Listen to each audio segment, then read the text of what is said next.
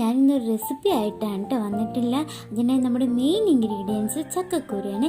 Chicken കറി taste ഇല്ലെങ്കിൽ ചക്കക്കുരു കറി ഉണ്ടാക്കാമെന്ന് നോക്കാം കേട്ടോ.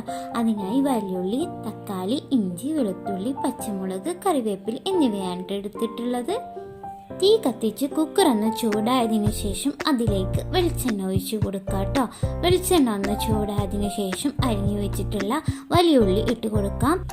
വലിയുള്ളി ഒന്നിട്ട് കൊടുത്തിട്ട് അതൊന്ന് ചെറുതായി ഇളക്കിയതിന് ശേഷം ലേശം ഉപ്പും കൂടി ചേർത്ത് കൊടുക്കുക കേട്ടോ.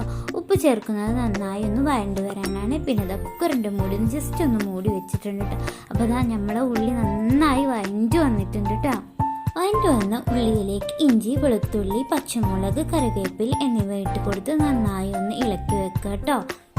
നന്നായി ഇളക്കി കൊടുക്കണേ. ഇഞ്ചി വെളുത്തുള്ളിയുടെ പച്ചമണം പോയതിനു ശേഷം തക്കാളി ഇട്ട് കൊടുക്കുക കേട്ടോ.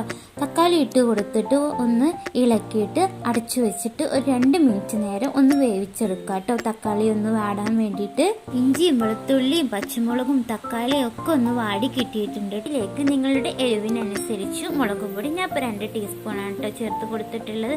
പിന്നെ മഞ്ഞൾപ്പൊടി 1 ടീസ്പൂൺ, മല്ലിപ്പൊടി ഒരു 3 ടീസ്പൂൺ ചേർത്തിട്ടുണ്ട് കേട്ടോ. കറി ഒന്ന് കുറങ്ങനെ നിൽക്കാൻ വേണ്ടിയിട്ടായിട്ട് 3 ടീസ്പൂൺ ചേർത്തത്. പിന്നെ ചിക്കൻ മസാല ചേർക്കുക.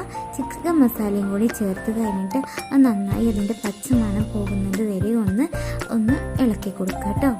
പച്ചമണമൊക്കെ ഒന്ന് മാറി കിട്ടിയിട്ടുണ്ട്. അപ്പോൾ നമ്മൾ മെയിൻ ഇൻഗ്രീഡിയൻറ്റ് ചക്കക്കുരു ഇതിലേക്ക് ചേർത്ത് കൊടുക്കുക കേട്ടോ. ചക്കക്കുരു ചേർത്തിട്ട് ഒന്ന് നന്നായി ഇളക്കി യോജിപ്പിക്കണേ. എന്നിട്ട് അതിലേക്ക് കുറച്ച് വെള്ളം കുറച്ച് മാത്രം ഒഴിച്ചാൽ മതി കേട്ടോ. പിന്നെ ഇതാ കുക്കർ അടിച്ച് അതൊന്ന് വേവിച്ച് 2 വിസിലടിച്ചൊന്ന് വേവിച്ചെടുക്കുക കേട്ടോ. അപ്പോൾ അതാ നമ്മൾ ചക്കക്കുരു ചിക്കൻ കറി ഇവിടെ റെഡി ആയിട്ടോ.